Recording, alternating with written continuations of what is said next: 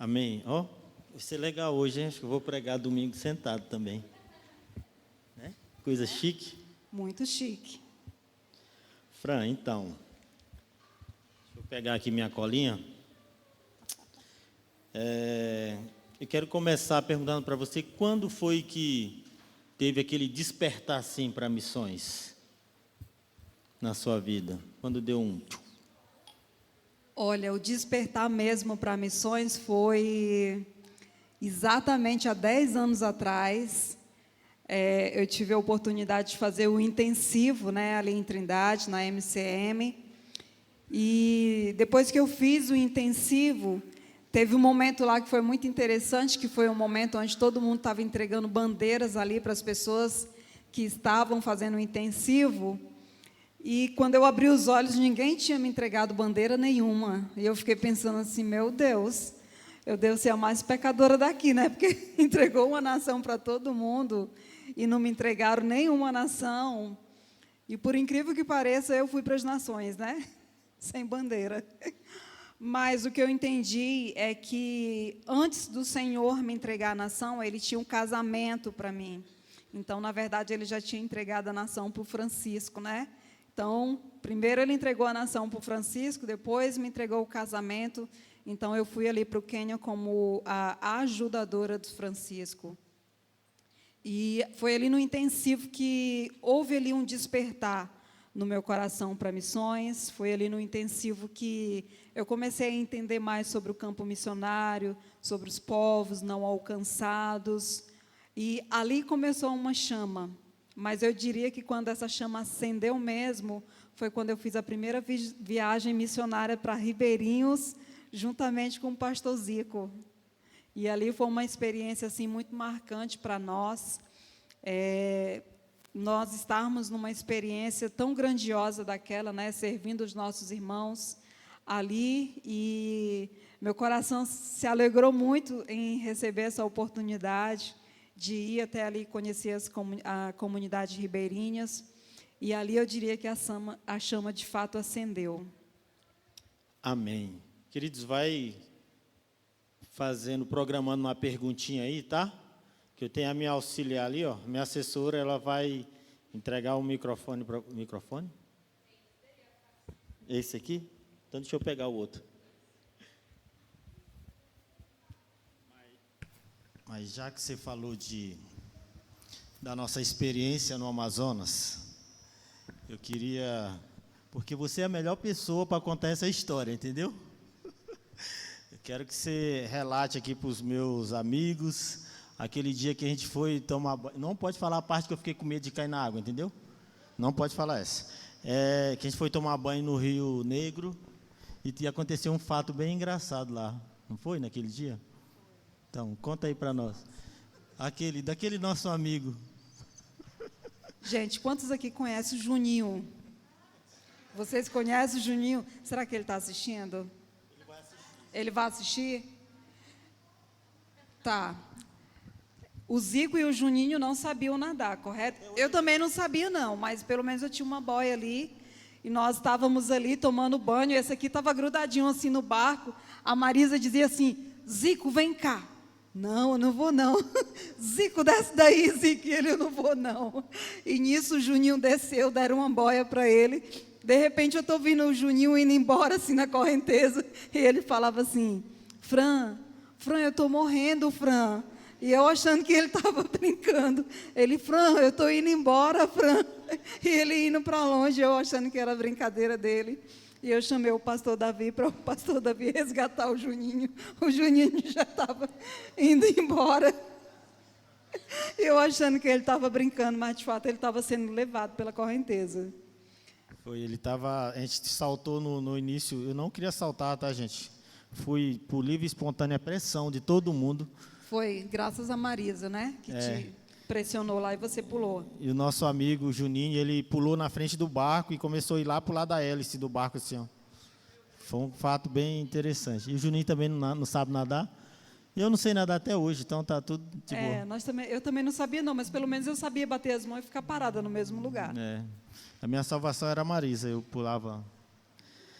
Mas você falou que lá nessa viagem para o Amazonas, né, para os ribeirinhos, foi onde deu o seu coração, né?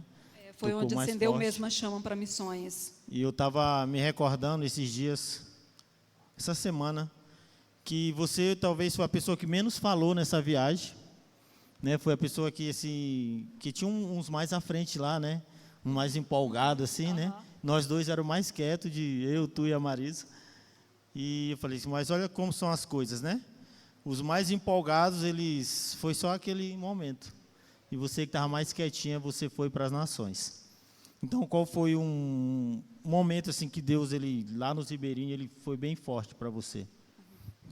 Lá no Ribeirinhos, quando nós estamos ali servindo aquelas pessoas, né? Nós estávamos ali servindo aquelas pessoas, e era uma alegria assim inexplicável. Eu lembro que nós dávamos crise de risada o tempo inteiro, mas eu entendi que quando você está no centro da vontade de Deus, quando você está fazendo aquilo ali de fato, que Deus tem para você, o Senhor derrama essa alegria, né, dentro dos nossos corações. E isso, de fato, alegra muito o nosso coração, saber que nós estamos num lugar onde Deus nos colocou e nós nos sentimos ali como um canal, né, por onde jorra água na vida de outras pessoas, água que gera vida na vida dessas pessoas. E eu lembro que quando nós retornamos dessa viagem, nós fizemos uma reunião na casa da pastora Ilma, não sei se ela lembra, com o pastor José, e de fato tinha um grupo que estava bem empolgado, querendo voltar, já querendo morar lá em Ribeirinhos, já queria arrumar a mala e ir embora. E a pastora Ilma, muito sábia, falou assim para a gente: para vocês irem para lá, primeiro vocês têm que frutificar aqui. Então é tempo de vocês começarem a dar frutos aqui, porque se não estão dando fruto aqui, não tem como frutificar lá. A senhora lembra disso? E ali eu tomei posse, né, daquela palavra, e eu lembro que foi a época, de fato, que eu mais me envolvi na igreja. Então eu cuidava da célula de jovens, cuidava do ministério infantil, estava ali junto com as ações sociais que nós tínhamos na igreja também. E eu lembro que conversando com um dos meus chefes, né, eu trabalhava numa clínica naquela época e ele era pastor, e eu falando para ele desse desejo do meu coração de ir para o campo missionário, de ir para as nações, só que naquela época eu olhava muito para a minha condição atual de mãe solteira, então na minha cabeça aquilo ali era impossível, eu jamais poderia ir para o campo missionário solteira. E ele deu uma palavra também. Ele falou assim, uma luz, para brilhar longe, primeiro ela tem que brilhar perto. Então, ali, literalmente, eu comecei mesmo a pegar ali todas as atividades que vinham nas minhas mãos e executar com excelência, com dedicação e sem murmuração, né? Porque, às vezes, você quer fazer algo na igreja, mas em todo tempo você está reclamando, todo tempo você está murmurando, todo tempo você está procurando um culpado. E, naquela época, eu estava muito focada em fazer, dar o meu melhor, oferecer ali o meu melhor e, de fato, frutificar ali onde eu estava. Amém. Aí depois, então, dos ribeirinhos, você foi para a MCM, fez escola?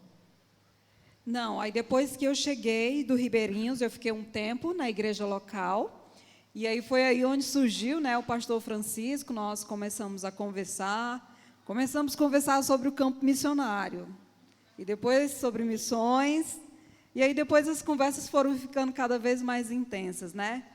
E ali aquelas conversas ficando cada vez mais intensas, e eu lembro que eu fui me aconselhar com uma grande mulher de Deus, e o conselho que ela me deu foi o seguinte, ela falou assim: você vai parar de conversar com esse missionário.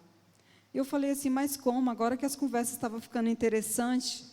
E ela falou assim: eu tenho visto o que Deus tem feito na sua vida, então eu tenho presenciado esse crescimento espiritual na sua vida, e ele está no campo missionário, então ele está carente, assim como pode ser que ele não seja o homem de Deus que Deus separou para você, você também pode não ser a mulher que Deus separou para ele. Então você vai parar de conversar com ele, e se Deus tem o plano do casamento para vocês dois, Deus não vai confirmar no coração de vocês, vai confirmar primeiro no coração da sua liderança. E ali eu parei, obedeci, assim mesmo sem querer, né? Parei de conversar com ele. E eu lembro que eu chegava na igreja, alguém chegava para mim e falava assim: nossa, eu sonhei com o seu casamento. Aí eu, foi? Sonhou com o meu casamento? E aí, como foi? Ela falou assim, você casava com um missionário. Eu, uau, que legal. Só que aí depois ela falava assim, só que o missionário era o pastor Francisco. E aí aí depois eu cheguei um outro dia, e a intercessora chegou e falou assim, eu estava orando por você, só que quando eu orei por você, eu vi o pastor Francisco juntos. Aí eu lembrei das palavras da mulher, né? Deus vai confirmar primeiro no coração da sua liderança, e de fato foi isso que aconteceu, né? Deus confirmou primeiro no coração da nossa liderança, e aí aconteceu toda uma situação que ele veio ao Brasil, e quando ele veio ao Brasil, ele já procurou ali os nossos pastores, e muito empolgado, muito agitado, querendo as coisas muito rápido, e procurou o pastor falando que estava interessado numa moça da igreja. E quando descobriram que era eu a pessoa, e todo mundo falou assim, gente, mas como que eu nunca pensei nisso? Como assim? Mas foi uma notícia que veio com paz ali no coração dos pastores. E na nossa igreja as pessoas oravam 3 meses. Eu lembro que o pastor Arlindo falou assim, vocês vão orar 1 ano. E eu, 1 ano, pastor? 1 ano, porque os dois já estão muito avançados na idade. Vocês não podem mais errar. E ali, de fato, nós oramos 1 ano. O Francisco voltou para o Quênia, e ele ficou 1 ano ali no Quênia. E eu fiquei 1 ano aqui no Brasil, e nós oramos durante esse tempo. E depois chegou o dia, né, dele voltar para o Brasil. E ele voltou para o Brasil. 1 semana depois, ele me pediu em casamento. E 3 meses depois, nós casamos. E aí, foi depois do casamento, foi que eu fui para a Escola de Missões em Trindade. Depois de uns 6 meses. Viu aí?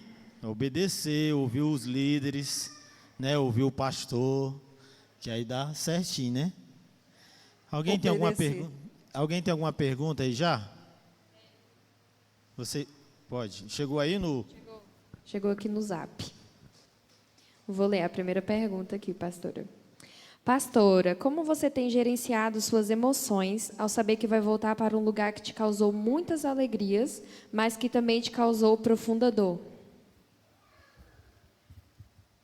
Para que vocês entendam melhor a respeito das minhas emoções, quando nós recebemos a notícia ali do sumiço do Francisco, e no segundo dia, né, que eu fui convidada ali pelas autoridades quenianas para ir até a delegacia para registrar a ocorrência, e fui ali até a delegacia, passei o dia ali naquela delegacia, e ali quando eu voltei, nós ainda não tínhamos nenhuma certeza, e passamos mais uma noite sem ter ali uma confirmação, só sabíamos da notícia que tinham encontrado um carro, e que dentro do carro tinha um corpo. E naquele momento eu não queria acreditar que ali seria o nosso carro, e nem que seria o corpo do Francisco. E no dia seguinte eu fui convidada novamente a ir ali até a polícia para fazer o reconhecimento do corpo carbonizado. E naquele dia eu saí de casa, eu fiz uma oração. E nessa oração eu falei assim para o Senhor: Senhor, se for da tua vontade que eu seja uma viúva aqui nesse lugar, eu aceito a tua vontade, por mais dolorosa que ela seja. Mas eu não vou passar por esse vale murmurando.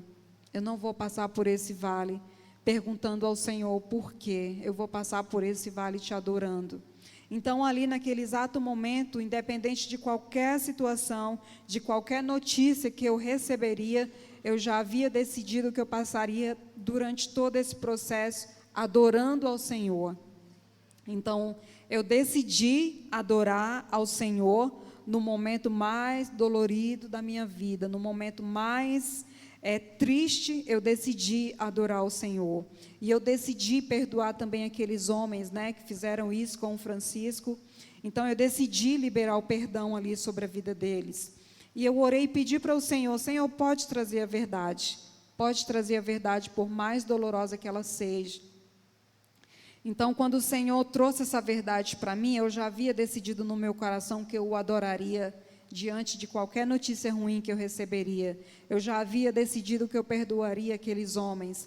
Então, hoje, ao retornar para o Quênia, ao me posicionar em retornar para o Quênia, independente do que tiver por vir, independente do que tiver para acontecer, a minha posição vai ser sempre de adorar ao Senhor. Então, eu decidi tomar essa decisão, e eu creio que quando eu me posicionei dessa forma, não é que o Senhor amenizou a dor, não é que eu não sinta dor, o coração ainda sangra muito, a saudade é muito intensa, mas uma convicção no meu coração eu tenho, que Deus está comigo em todo o tempo. E nesse período, né, a gente acompanhou bem de perto, mas, assim, de certa forma, Deus falou para o Francisco o que ele iria passar e falou com ele que para ele não temer. Conta um pouco sobre isso para nós. Aproximadamente 2 anos atrás, né, na época do Covid, ali na pandemia, o Francisco, ele teve Covid. E ele foi atingido de uma forma ali muito forte. E eu lembro que quando o pastor José ligou e falou assim: vocês precisam fazer a tomografia para a gente saber até que ponto os pulmões do Francisco estão comprometidos. E quando nós recebemos ali o resultado, que eu vi ali que estava comprometido 75%, eu queria acreditar que os 75% estavam bons e apenas os 25% estariam comprometidos. Mas não era isso de fato. O nível de inflamação estava muito alto.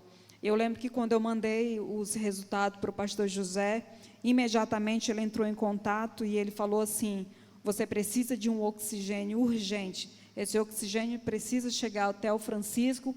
Eu quero que vá de moto para não pegar trânsito, porque vocês precisam desse oxigênio o mais depressa possível. Então, ali eu entendi que era algo grave, que estaria para acontecer. Estava acontecendo, né? E ele ficou muito mal, então ele ficou no oxigênio e ele ficou muito debilitado. E em um desses dias que ele estava ali muito debilitado, foi aí que ele teve esse sonho, né? Ele sonhou com o céu. Então o Senhor levou ele ali no céu, mostrou coisas para ele que ele não conseguia nem descrever para nós, porque eram coisas que ele nunca tinha visto. E ele compartilhou esse sonho conosco, e ele falava assim com muita empolgação. Ele: gente, o céu é um lugar que ele é muito lindo, eu não consigo descrever para vocês aquilo que eu vi lá, porque eu vi cores que eu não consigo nem dizer para vocês que cores são essas.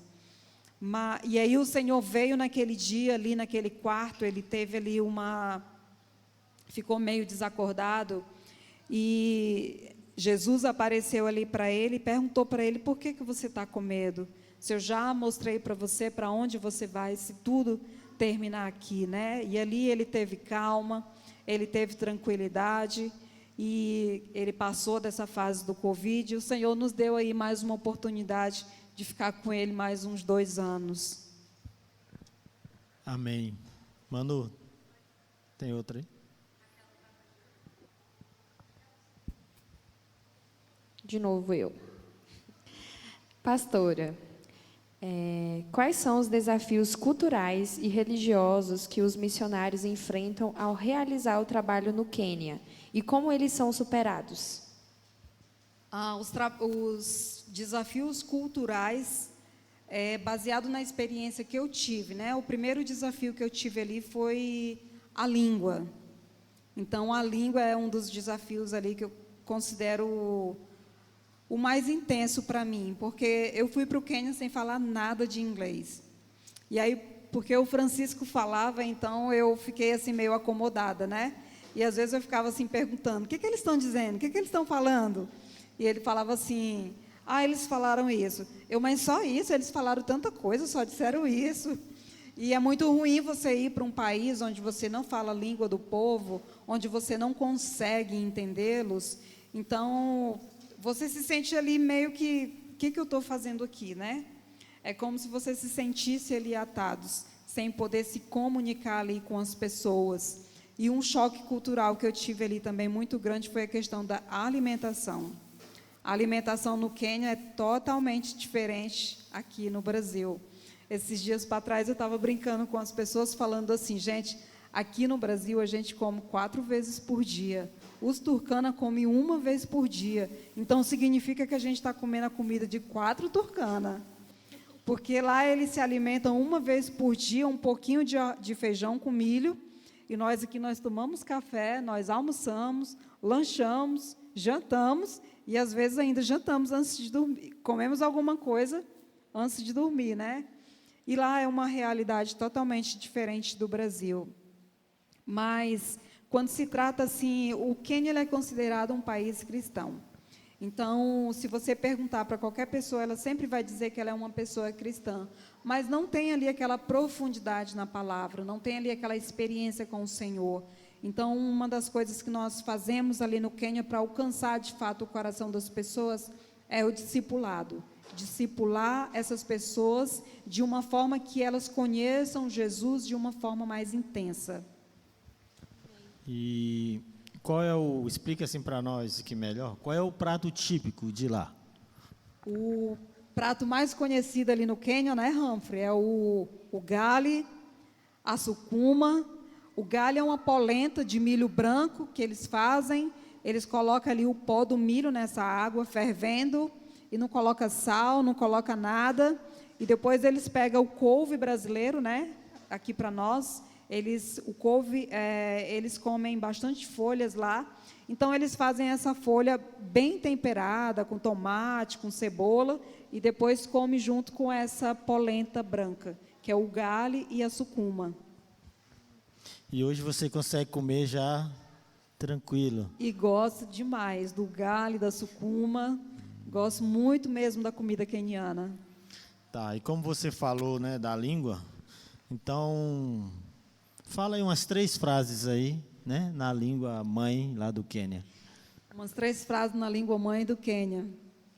Mungu akubariki-sana, que Deus te abençoe. Asante sana, muito obrigado. E Hakuna Mungu kama wewe Yesu, não existe outro Deus como o Senhor Jesus. Amém? Eita glória. Acho que Ela mandou aqui no WhatsApp, pastora Ilma. Pastora Fran, qual o projeto principal que o senhor tem colocado no seu coração nesse retorno?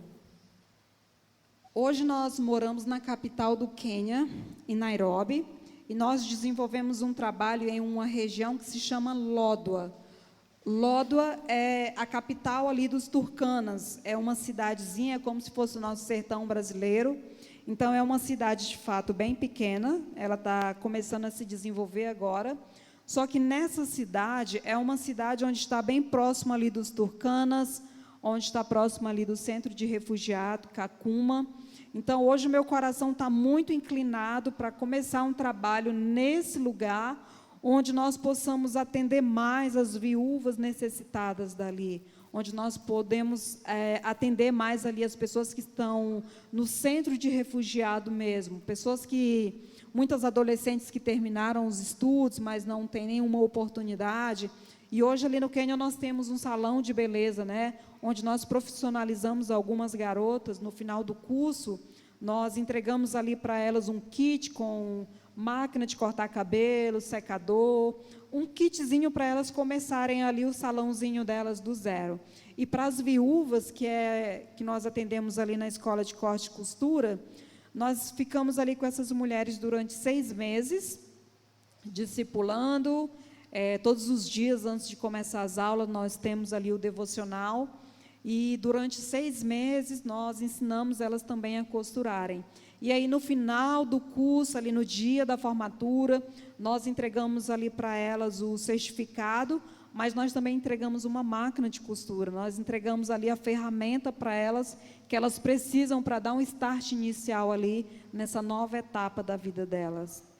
Então, o desejo do nosso coração é atender essas outras viúvas, né? Eu diria que ali no Quênia nós estamos trabalhando com viúvas que de fato precisam, mas ali nessa cidade, nessa região,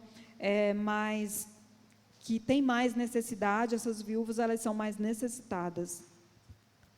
Entendi. Lá em Guiné-Bissau, quem costura são os homens. No Quênia, Quem costura são os homens também? No Quênia também nós temos muitos homens que costuram. E é interessante porque no Quênia você não precisa de um shopzinho aqui igual no Brasil, né? Alugar um ponto, fazer uma loja. Se você tiver um barraquinho onde você mora, você só coloca a sua máquina ali fora e ali mesmo já vira um comércio. Então eles costumam colocar uma cordinha, não sei se lá em Guiné-Bissau é assim, e ali eles vão costurando e vão pendurando nessa cordinha. E ali as pessoas vão passando e vão vendo as mercadorias, e muitas vezes elas param e compram. Entendi. Então, muitas vezes essas viúvas, nós trabalhamos muito tempo com viúvas do Congo, por exemplo, que perderam seus maridos, vieram fugidas ali do Congo, e quando elas chegaram ali no Quênia, o Quênia ele é um país que ele recebe o refugiado, porém, quando chega ali, eles não dão uma oportunidade para colocar eles em alguma área para eles trabalharem. Eles vão ter que desenvolver alguma habilidade que eles já sabem para eles poderem levantar uma renda ali para eles. E essas viúvas que nós trabalhamos com elas, que eram congolesas, então elas muitas vezes iam vender um tomate, ia vender um couve, ia ali fazer alguma coisa para elas adquirir ali uma renda. Só que ali no Quênia também nós não temos escolas públicas como no Brasil. Então, se elas tinham um filho pequeno, elas precisavam ter suprimento para colocar ele na escola ou pagar uma consulta. Então, por isso que nós temos essa escola de cortes de costura, para treinar essas mulheres e dar ali uma nova oportunidade para reinserir elas na sociedade. E o meu retorno para o Quênia agora, como viúva, eu vejo a resistência, a questão do fato de ser uma mulher à frente do trabalho. Então, a cultura africana tem tem essa resistência à mulher estar à frente do trabalho. Então, isso, sim, é um novo desafio para mim, né? Mas não é uma coisa que me assusta, não é uma coisa que eu diria assim, é uma resistência, então eu não vou voltar. Não é um empecilho para mim voltar. Verdade. O povo africano, ele, assim, diferente muito dos ocidentais, né? Eles têm esse costume, às vezes não respeita a mulher, né? Não trata a mulher direito. Mas que bom que você está animada, né? Está, sim, feliz em voltar para lá, né? Glória a Deus por sua vida. Sua vida é uma inspiração para nós, né? Aqui no Brasil. E nós estamos junto com você nessa aí. Amém.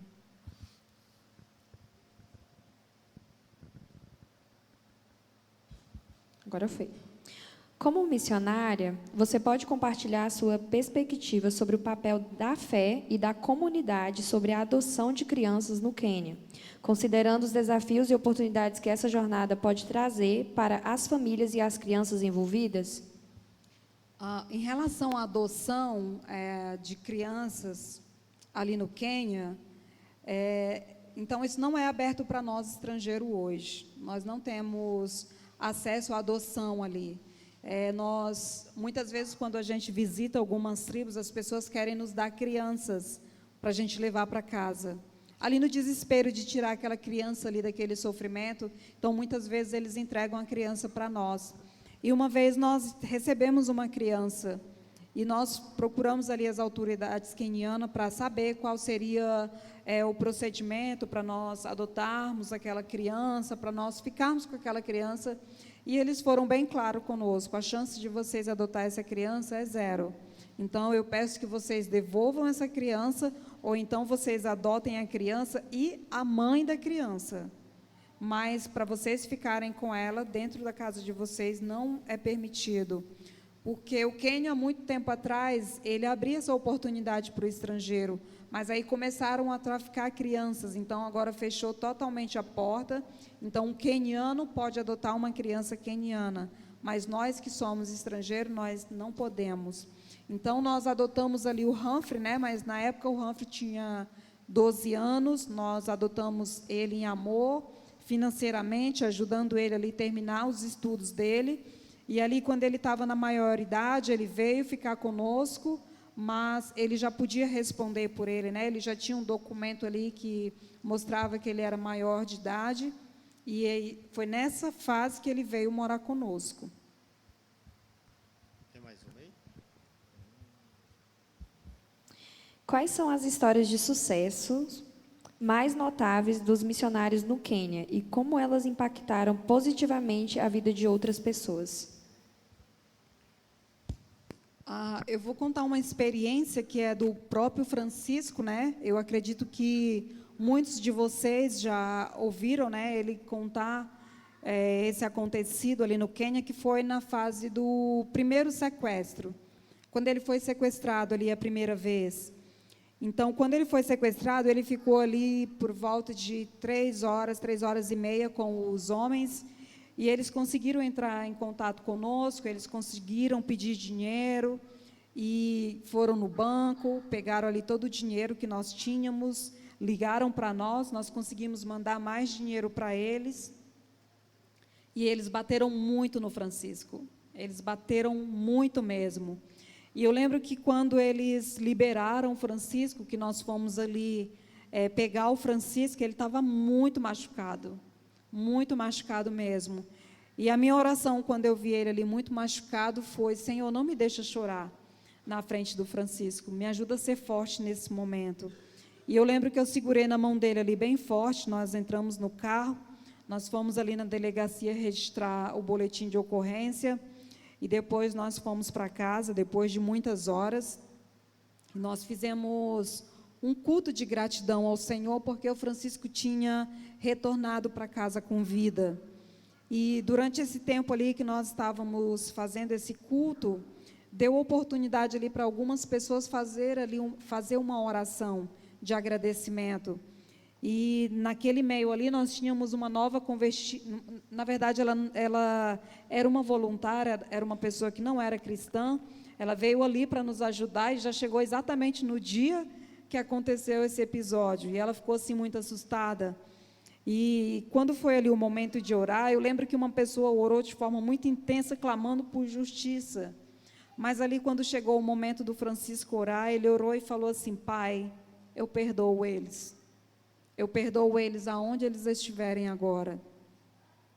E ele fez essa oração, e essa oração impactou muito a vida dessa voluntária, né? E ela ficou em crise, porque ela perguntava assim: como que uma pessoa ora por justiça, e a pessoa que era para orar por justiça, ora liberando perdão sobre a vida desses homens? E ali impactou, de certa forma, a vida dela de forma muito positiva. E eu lembro que exatamente naquela época, foi a época que nós recebemos muitas mensagens de amigos aqui do Brasil, de intercessores, de parceiros, mas tinha algumas mensagens que nós recebíamos de pessoas que diziam assim: voltem, o que vocês estão fazendo aí? Olha o que fizeram com vocês. Então, talvez não seja nem para vocês estarem aí. E o Francisco decidiu permanecer.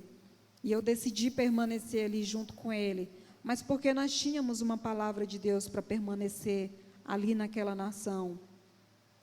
E nós podíamos ter desistido e ter voltado de fato para o Brasil, mas nós nos posicionamos para continuar. E quando nós decidimos continuar ali naquela nação, nasceu o trabalho com as viúvas ali do Quênia, nasceu o trabalho ali com o salão de beleza, nasceu o trabalho ali com a casa de pão, nasceu ali o trabalho com os refugiados, com as tribos turcanas. O Humphrey, ele é fruto da casa de pão, ele é fruto ali de um orfanato que nós tínhamos ali, um trabalho que nós desenvolvíamos ali, um trabalho. E o que nós podemos aprender com isso, né? Muitas vezes nós estamos nesse lugar de desistência, nós estamos ali nesse lugar de querer desistir. E o que eu quero falar para vocês nessa noite é que não é tempo de desistir. Não é tempo de nós recuarmos.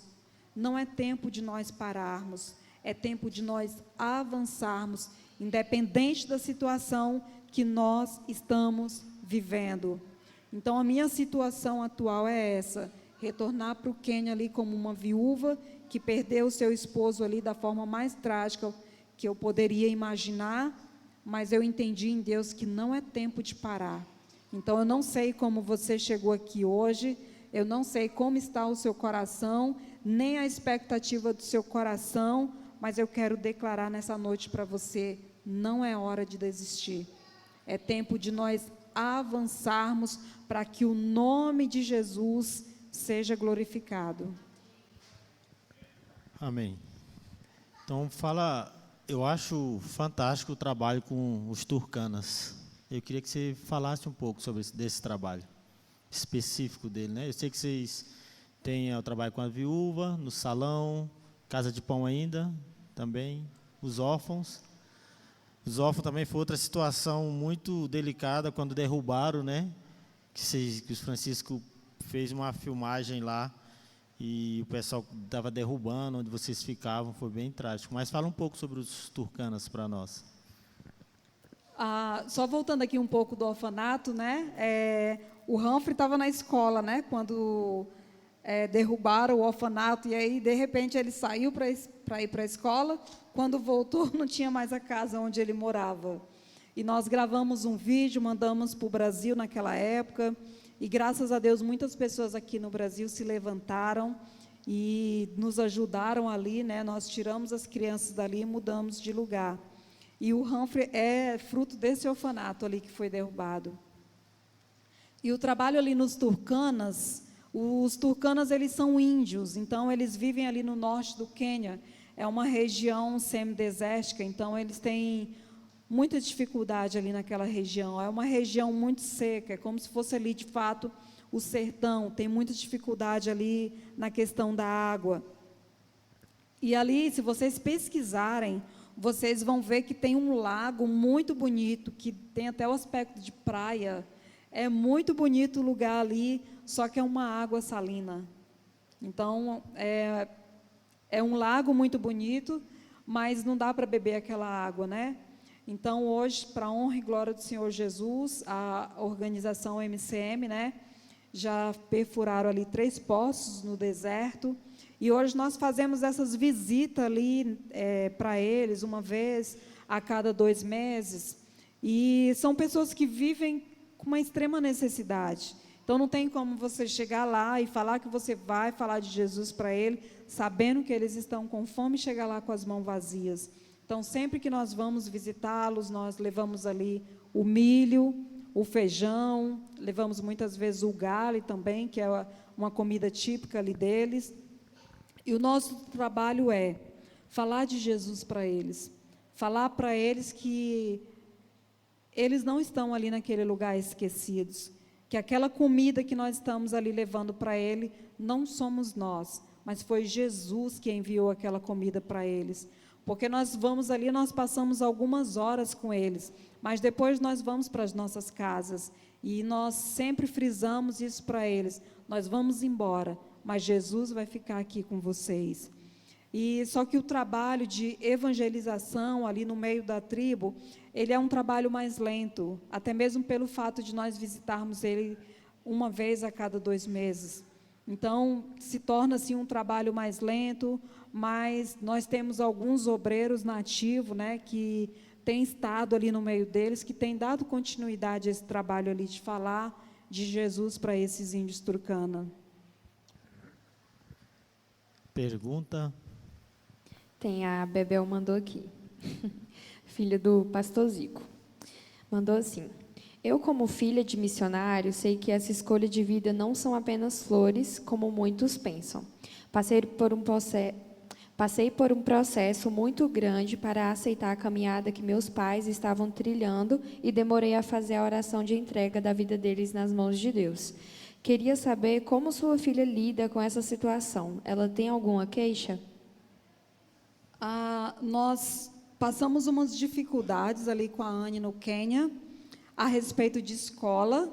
Então, pelo fato da Anne ser negra, né, muitas vezes as pessoas até achavam que ela era queniana, só que quando ela abria a boca, que as pessoas percebiam que ela não falava inglês, então, de imediato, eles já sabiam que ela não era dali, né? Então, ela sofreu assim uma certa resistência na escola, então eles não aceitaram ela ali pelo fato de ser estrangeira. E isso deixou ela muito para baixo, isso causava muita ansiedade nela. Às vezes, eles falavam palavras muito pesadas para elas, e isso deixava ela extremamente triste, a ponto de causar uma ansiedade que, quando ela voltava para a escola, ela dava ali uma dor no estômago, ela ficava literalmente doente por não querer voltar para a escola. E quando a gente percebeu que isso estava afetando muito o emocional dela, nós começamos a orar, nós entendemos que o chamado ali era nosso, e nós entregamos essa causa ali para o Senhor. E o Senhor, graças a Deus, Ele abriu uma porta para ela ali no Rio de Janeiro, e hoje ela está ali também dentro de um contexto missionário. Então, ela não saiu do contexto missionário, ela continua inserida ali em missões e estudando, e final do ano agora ela vai estar terminando, e quem pergunta para ela o que você vai fazer, vou voltar para o campo missionário, e ela tem sempre declarado isso, que o lugar dela não é aqui, que o lugar dela é nas nações, só que mesmo ela aqui no Brasil, ela está sempre em viagem missionária, está sempre dentro desse contexto missionário. Então, mesmo ela passando por essa dificuldade ali no Quênia, não foi algo assim que fez com que ela, eu não quero ir mais para missões, não quero ir mais para o campo missionário. Pelo contrário, ela está aqui hoje, nós entendemos que é um tempo de Deus, para ela terminar os estudos, mas eu creio que ela retorna para o campo missionário bem mais rápido. Alguém tem uma pergunta? Não? Ó. Então, a gente indo para os nossos finalmente, né? Eu queria que você fizesse as suas últimas considerações, né? Para nós, para o povo que vai te ver na internet, né? Convidar, está precisando de lá, né? Manda. Costureiro, cabeleireiro. Estou recrutando aí um grupo. Dançarinas também. Cadê as dançarinas que estavam aqui? Adoradoras. Pessoal que toca, né? Eu ouvi falar... Gente, nós temos uma escola de música lá parada. Até chegaram e perguntaram assim, nossa, que legal, você coleciona violão e teclado? Eu falei assim, não, é porque eu estou esperando vir um professor do Brasil para vir ensinar a reabrir a escola de música ali novamente. Nós estamos orando, gente. Deus vai mandar em nome de Jesus. Amém? Se Deus falar com você aí, vá. Em nome de Jesus. Então, Fran, faça suas considerações finais, né? E aproveita. Eu sei que muita gente vai assistir. E para você chamar esse povo para o Quênia, né? Para orar, para estar junto. Antes que eu esqueça, tá? A Fran trouxe esse marcador de página. Eu quero que você pegue um no final, tá bom? Para você orar, para você ofertar pela vida da Fran e dessa menina linda, que é a Anne. Tá bom? Por favor, pode. Amém. O grão de trigo caiu ali no solo queniano e morreu. E quando isso acontece, nós temos uma convicção muito grande que é para gerar frutos. E uma das cenas mais desconfortáveis para mim durante toda essa situação foi retornar ali do Quênia com aquela urna na mão, trazendo aquela urna, sabendo que dentro daquela urna ali estavam as cinzas do Francisco. E eu comecei a me perguntar assim, como que vai ser esse momento de entregar essa urna ali para os pais do Francisco? E quando eu cheguei ali na casa do Francisco, a cidade inteira tinha parado. Então, as pessoas vieram até nós, elas vieram ali estar conosco nesse momento dolorido da nossa vida. E quando eu perguntei, quando eu vi aquela multidão de gente ali chegando, eu só orava e eu pedi ao Senhor, Senhor, me dá uma palavra para esse povo. Senhor, me dá uma palavra para essas pessoas, porque eu sabia que ali naquele meio tinha muitas pessoas que não conheciam a Jesus. E tinham pessoas que conheciam também a Jesus, mas não entendiam o porquê da paz que estava sobre nós, da serenidade que estava sobre nós. Então, graças a Deus, o Senhor não nos deixou entrar num desespero, nem eu, nem o pai, nem a mãe do Francisco, nem a Anne, nem os irmãos. Então, nenhum de nós nos desesperamos, porque nós sabemos que não foi uma perca, Perca é quando você perde algo e você não sabe onde você colocou, mas nós sabemos aonde Francisco está. Então, eu diria que foi uma pausa. E a palavra que o Senhor me deu ali naquele momento, durante o tempo que a urna estava ali naquela mesa, passava um vídeo assim no telão, mostrando ali a trajetória do Francisco, mostrando ali todos os trabalhos que nós estávamos ali desenvolvendo no Quênia. Eu comecei a observar que todas as fotos, todos os vídeos do Francisco, ele estava sempre sorrindo, ele estava sempre muito alegre, e ele era muito intenso naquilo que ele fazia. E ali o meu sogro falou que o velório dele seria de acordo com a religião do Francisco, né? E eu perguntei para o meu sogro se eu podia fazer um momento de adoração, e ele falou que eu podia. Então eu chamei ali umas irmãs e nós começamos a adorar o Senhor. E as pessoas, elas chegavam e elas não entendiam por que nós estávamos adorando ao Senhor. E eu perguntei para aquelas pessoas, peguei aquela urna ali na minha mão e eu perguntei ali para aquelas pessoas, se fossem as suas cinzas aqui dentro dessa urna, qual era o vídeo que estaria passando ali a seu respeito?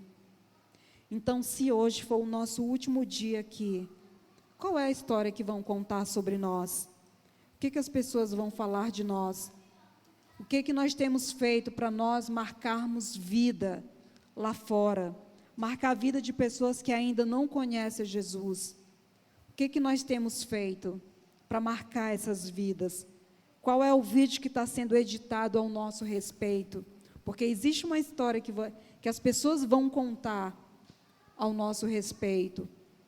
E muitas vezes nós estamos aqui sentados e nós pensamos assim, Senhor, deixa primeiro eu conquistar a minha casa, deixa primeiro eu conseguir meu carro, deixa primeiro eu terminar minha faculdade. Então, nós estamos muito querendo conquistar coisas aqui na terra. E muitas vezes nós pensamos que nós ainda temos muito tempo. Ano passado eu estava aqui com o Francisco. Esse ano eu estou aqui sozinha. Pode ser que ano que venha eu venho, pode ser que eu não venho, pode ser que chegue aqui só as minhas cinzas também, ou pode ser que eu venha e não te encontre mais aí sentado. Pode ser que Jesus passe e te leve também. Mas o que nós vamos fazer a partir de agora, depois de tudo isso que aconteceu, essa história que de fato deu uma chacoalhada na nossa vida espiritual? Então, qual vai ser o nosso papel? Qual vai ser a nossa postura daqui para frente? Então, como nós vamos nos posicionar diante de toda essa situação? Ali que o grão de trigo caiu ali no solo queniano. Então, nós precisamos ser essa resposta na vida de pessoas. Nós precisamos também ser esse grão que cai na terra e morre para as suas vontades, que morre para o seu eu, que morre para as coisas desse mundo, porque aqui é só o nosso lugar de passagem. Aqui não é o nosso destino final. Então, que nós possamos estar com os nossos ouvidos atentos, que nós possamos estar preparados para aquilo que está por vir, que nós possamos ser resposta de Deus na vida das pessoas que ainda não conhecem a Jesus. Amém. Amém, querido?